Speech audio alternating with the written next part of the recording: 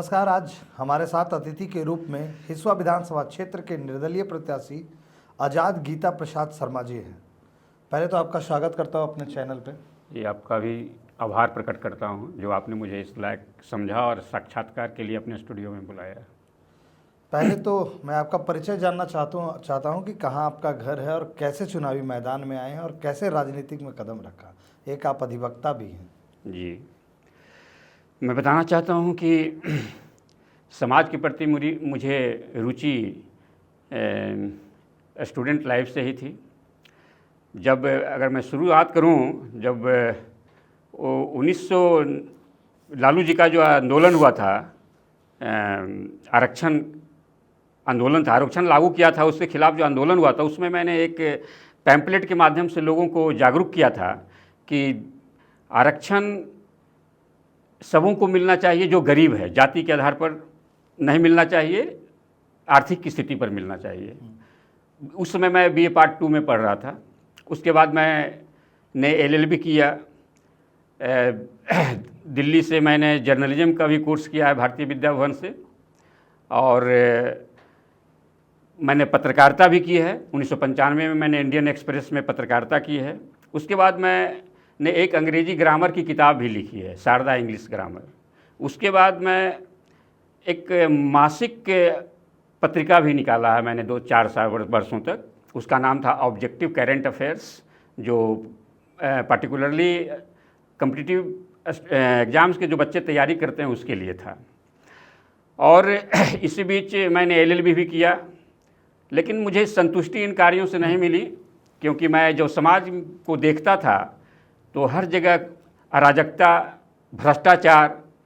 मेरे दिमाग में बात आई कि ये लोकतंत्र में हम लोग जी रहे हैं, कहने को लोकतंत्र है, लोगों के द्वारा चुनी हुई सरकार बनती है, लेकिन लोगों के प्रति सरकार का जो भावना होनी चाहिए, जो कार्य होने चाहिए, जनहितैषी भावना होनी चाहिए, वैसी भावना ना हो करके हर जगह भ्रष्टाचार क्यों है। मेरी बात समझ में आई कि एक जड़ में कहाँ है भाई, इसका भ्रष्टाचार का जड़ कहाँ है। मैंने देखा, सोचा, आत्ममंथन किया, तो मैंने पाया कि भ्रष्टाचार की जड़ चुनाव में है, बूथों पर है। जिस तरह से किसान खेत में बीज बोते हैं, जैसा बीज बोते हैं वैसा फसल काटते हैं, उसी तरह चुनाव के दिन चुनावी बूथ पर ये बीज बोने का समय है, मतदाताओं के द्वारा, जनता के द्वारा। आप जैसा बीज बोइएगा, जैसा, कहने का मतलब जिस कैटेगरी के उम्मीदवार को आप वोट दीजिएगा, उस तरह के आपके नेता बनेंगे, उस तरह वैसा ही कार्य होगा। इसी को लेकर के मैंने, जब दिमाग में मेरी बात आई कि जड़ कहाँ है भ्रष्टाचार का, तो जड़ भ्रष्टाचार का मतदाताओं के सोच में है। मतदाता जागरूक नहीं है।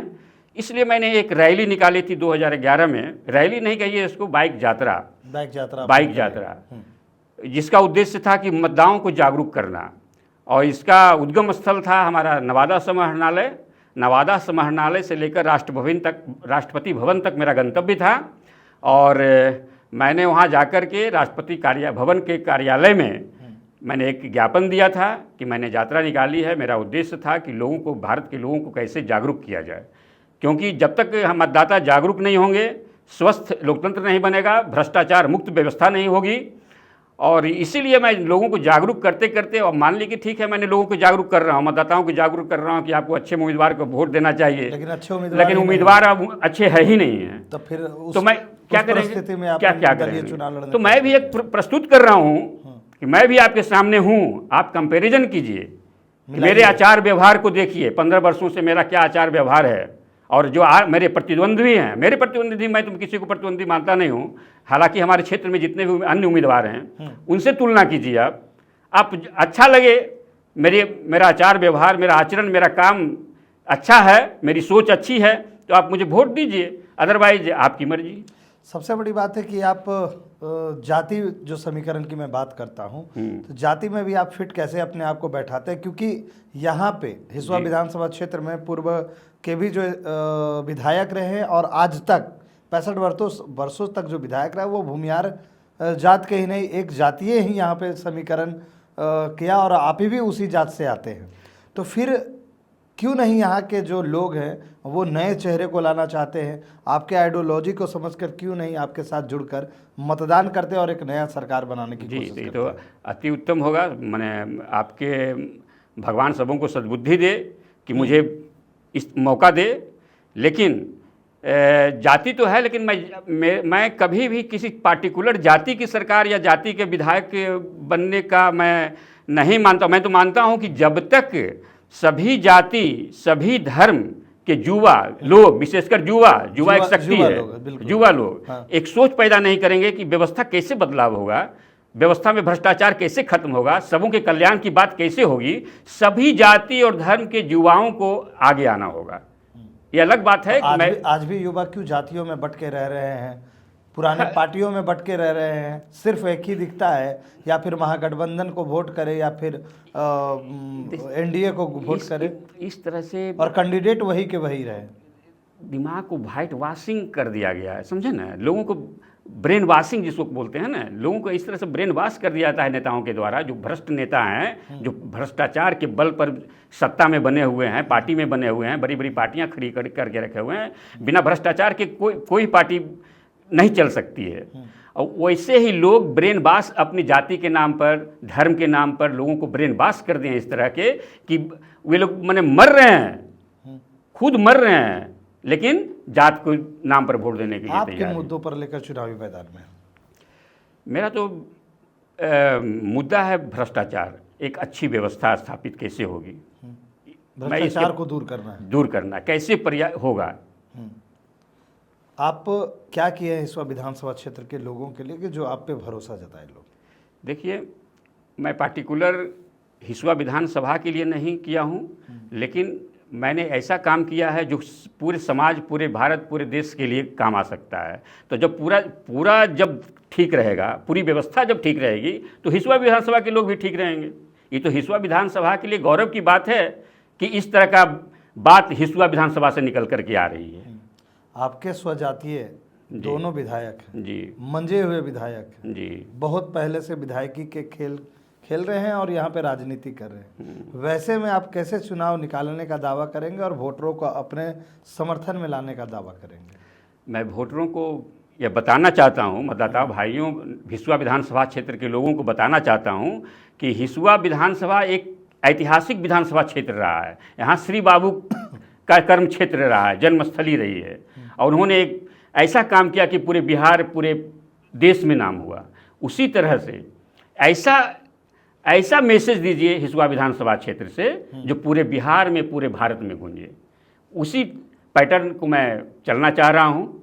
मेरा उद्देश्य है कि सभी मतदाता भाई बहन, चाहे किसी भी जाति के हों, किसी भी धर्म के हों, पहले आप जाति को नहीं देखिए, पहले आप देखिए कि इस जो व्यवस्था में क्या चीज़ हमारे लिए होनी चाहिए थी। मैं उदाहरण के लिए बताता हूँ कि आज 70 वर्षों से हम लोग वोट देते आ रहे हैं, सरकार बनती आ रही है, लेकिन आप देखिए कि न तो शिक्षा की व्यवस्था हो पाई, न स्वास्थ्य की व्यवस्था है, न सुरक्षा की व्यवस्था है, न कोई भी सरकारी संस्थान कोई ऐसा है ऑफिस जहाँ बिना व्यवस्था है, जहाँ पर बिना पैसा रिश्वत दिए कोई काम हो रहा है। आज खरबों रुपए हमारे खजाने से खर्च हो रहा है, किस लिए? कि गरीबों का इलाज सरकारी अस्पताल में हो। लेकिन सरकारी अस्पताल की स्थिति ऐसी हो गई है कि हमें प्राइवेट जाना पड़ता है और प्राइवेट में लूट लिया जाता है। बढ़िया स्थिति होती तो गरीबों के लोग तो पहुंचते, अमीर लोग भी वहीं जाते और नेता, विधायक और मंत्री और अधिकारी के भी लोग जो वहाँ पहुँचते, सरकारी अस्पताल में पहुँचते। लेकिन है बात क्या है, इससे भी दुख की बात यह है कि जिन डॉक्टरों की नियुक्ति की गई है, हमारे खजाने से लाखों रुपए सैलरी मिल रही है, लेकिन वही डॉक्टर प्राइवेट क्लिनिक खोल करके वहाँ गरीबों को लूट रहे हैं। मतलब कहीं ना कहीं जो है भ्रष्टाचार जो है बंद होने का नाम नहीं ले, क्योंकि इर्द गिर्द में, सरकार के इर्द गिर्द ये लोग काम कर रहे हैं। सबसे बड़ी बात है कि पलायन रोजगार को कैसे देखते हैं आप? देखिए, हमारा बिहार कृषि प्रधान राज्य है ना। यहाँ पलायन रोकने का एक ही तरीका है कि हम कृषि पर आधारित उद्योग को लावें। कृषि पर आधारित जो उद्योग होगा, तब यहाँ के लोग उसमें संलग्न होंगे, रोजगार में लगे रहेंगे, डेयरी की व्यवस्था की जाए, डेयरी फार्म स्थापित किया जाए बड़े बड़े। दलितों के नाम पर वोट लिया जाता है, महादलितों के नाम पर वोट लिया जाता है, क्या लगता है कि सच्चाई है, दलितों के लिए काम होता है? देखिए, जब आम लोगों के लिए काम होना शुरू हो जाएगा तो उसमें दलित हो, बैकवर्ड हो, फॉरवर्ड हो, सभी लोग संतुष्ट होंगे। ये तो एक दलितों का एक मुफ्त वोट लेने के लिए दलित का नाम दे दिया जाता है। मैं पूछता हूँ कि सबसे ज़्यादा कष्ट तो दलित को ही हो रहा है।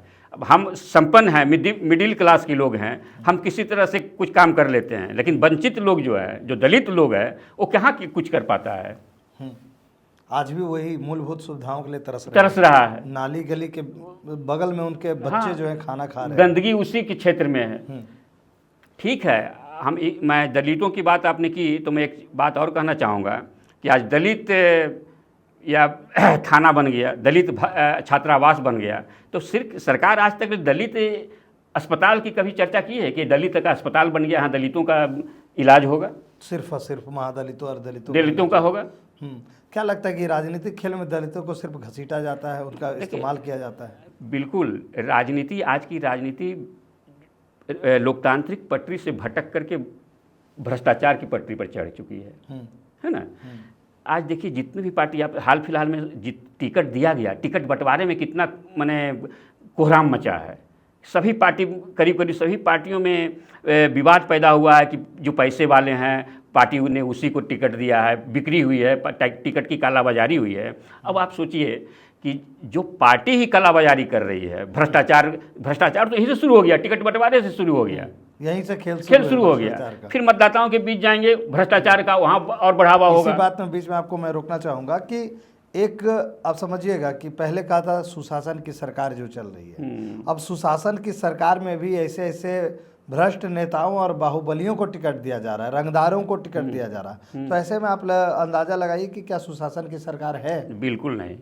सुशासन की सरकार नीतीश बाबू के प्रथम 5 वर्षीय जो कार्यकाल रहा उसमें देखा गया, लेकिन उसके बाद अभी तो जंगल राज से भी महाजंगल राज चल रहा है। नीतीश जी का कुछ नहीं चल रहा है, अफसर साहिब हावी है। आपके विधानसभा नवादा जिला के ही 5 विधानसभा में एक बारसलीगंज विधानसभा की मैं बात करूंगा, वहाँ 2 बाहुबलियों के बीच में लड़ाई है। नवादा की बात करूंगा, वहाँ भी 2 बाहुबलियों के बीच लड़ाई है। तो क्या ये राजनीति का क्षेत्र को रणनीति का क्षेत्र नहीं बनाने का काम किया जा रहा है? देखिए, छवि वाले को क्यों नहीं टिकट दिया जाता है? देखिए, पार्टियों को खुद पर भरोसा नहीं रह गया है। अगर पार्टी को खुद अपने पर भरोसा होता, उसके एजेंडा पर भरोसा होता, उसके कार्यक्रम पर भरोसा होता कि हमारा जो कार्यक्रम है जनहित में है, तो हम जीतेंगे, इसलिए किसी को भी टिकट देंगे, जीतेंगे। लेकिन सब पार्टी ही जब समझ रही कि हम गलत काम कर रहे हैं, जनहित में काम कर ही नहीं रहे हैं, तो हम तो ऐसे वैसे ही लोगों को चुनेंगे ना, जो जनता को डरा के, धमका करके, अपना पैसे के बल पर, बाहुबल पर वोट लेकर के जीते। क्योंकि किसी भी पार्टी में आत्मविश्वास नहीं है, इसलिए स्वच्छ छवि लोगों को मिल नहीं पाता टिकट। पार्टी ही खत्म है, पार्टी ही भ्रष्ट हो चुकी है, तो उम्मीदवार कितने स्वच्छ होंगे? और जो उम्मीदवार जनता के बीच आएंगे, वो जनता को कितना बढ़िया से सेवा करेंगे। कहीं ना कहीं निर्दलीय आपका चुनाव लड़ने का यही वजह भी रहा। जी, यही वजह है, बिल्कुल यही वजह है। जी। शराबबंदी को कैसे देखते हैं? देखिए, शराबबंदी कानून ठीक है, इसके इम्प्लीमेंटेशन जो है कानून का, उस करने का तरीका होना चाहिए अलग, लेकिन बंदी तो ठीक है। शराबबंदी इम्प्लीमेंट बढ़िया से नहीं हो रहा है। क्या कुछ कहेंगे हिस्सा विधानसभा की जनता को, संदेश क्या देंगे अपना? मैं संदेश यही दूंगा कि हर बार आपने देखा, बार बार मौका दिया, एक बार मौका हमें दीजिए। मैं कोशिश करूंगा कि जो मूलभूत समस्याएं हैं जनता की, मैं उसको दूर करने के लिए आपके बीच रहूंगा। मैं आपके यहाँ भोज भात खाने नहीं जाऊंगा, मैं आपको, लेकिन आपका जो किसी को अगर कष्ट है, चाहे इलाज के लिए कष्ट हो, थाने के लिए कष्ट हो, थाना में रिश्वत मांगा जा रहा हो, आपका FIR नहीं दर्ज हो रहा हो, आपके सरकारी स्कूल में बच्चों की पढ़ाई अच्छी नहीं हो रही है, वहाँ पर मैं जाऊँगा, जरूर जाऊँगा। जन समस्या को लेकर मैं किसी व्यक्ति के यहाँ व्यक्तिगत भोज खाने नहीं जाऊँगा, लेकिन मैं अगर किसी को समस्या है तो उस समस्या को हल करने के लिए जरूर जाऊँगा, आवाज़ उठाऊँगा। तो इस बार आपको लोग वोट करें हिस्सा विधानसभा? जी, मैं तो प्रार्थना करूँगा कि एक मौका हमें भी दे करके देखिए। बहुत बहुत धन्यवाद, आपने समय दिया। जी, नहीं, आपका धन्यवाद है कि आपने मुझे यहाँ बुलाया, इस लायक समझा। धन्यवाद।